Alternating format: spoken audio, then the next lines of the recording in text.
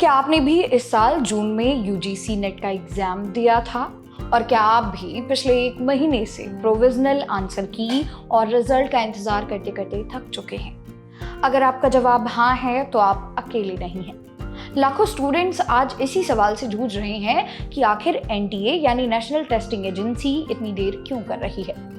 आज की इस वीडियो में हम डिटेल में बात करेंगे कि आंसर की कब तक आ सकती है, इस देरी की असली वजह क्या है और इसका आपकी पीएचडी और करियर पर क्या असर पड़ रहा है।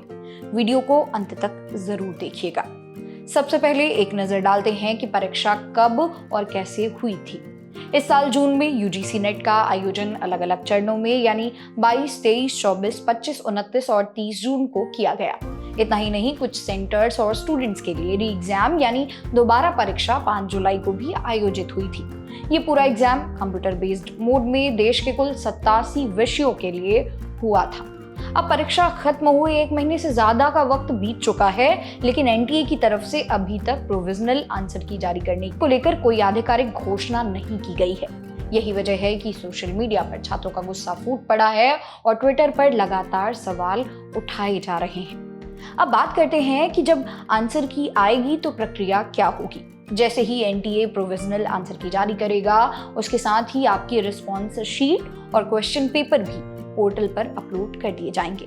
इसका फायदा ये होगा कि आप अपने आंसर्स का मिलान करके एक संभावित स्कोर का अनुमान लगा सकते हैं। लेकिन यहाँ एक जरूरी बात ध्यान देने वाली है।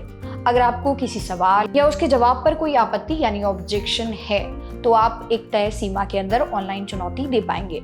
हर एक प्रश्न पर आपत्ति दर्ज करने के लिए आपको 200 रुपए का नॉन रिफंडेबल शुल्क देना होगा। साथ ही आपको अपने दावे के समर्थन में पुख्ता प्रमाण और तर्क भी अपलोड करने होंगे। इसके बाद विषय विशेषज्ञों की टीम सभी आपत्तियों की समीक्षा करेगी और अंत में फाइनल आंसर की और रिजल्ट जारी कर दिया जाएगा। सवाल ये है कि इतनी देरी अब क्यों हो रही है। रिपोर्ट्स और सूत्रों के मुताबिक इस बार 87 अलग अलग विषयों के लिए परीक्षा आयोजित की गई थी, जिसके मूल्यांकन यानी इवैल्यूएशन का दायरा बहुत बड़ा है।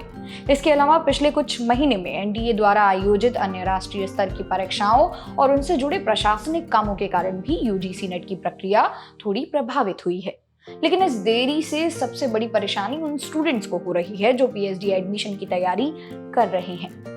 देश की कई यूनिवर्सिटीज ने पीएचडी एडमिशन के लिए अपने नोटिफिकेशन जारी कर दिए हैं, लेकिन नेट का रिजल्ट ना आने की वजह से छात्र असमंजस में हैं कि वे आवेदन कैसे करें। छात्र संगठनों ने भी एनटीए से मांग की है कि जल्द से जल्द आंसर की जारी की जाए और रिजल्ट की एक स्पष्ट तारीख बताई जाए।